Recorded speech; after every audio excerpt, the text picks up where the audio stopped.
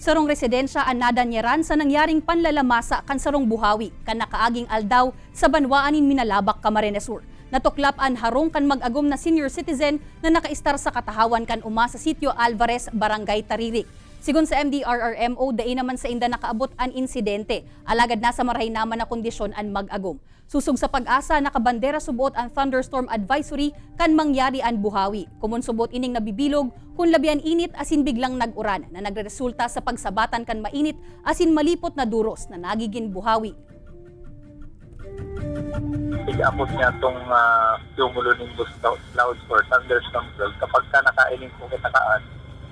Kung malibang may dudumanon sa luwas, i-skip ng halatong tanango na mag-dissipate yung mga thunderstorm dahil usually may talaga yan, may kaibaan na makusog na duros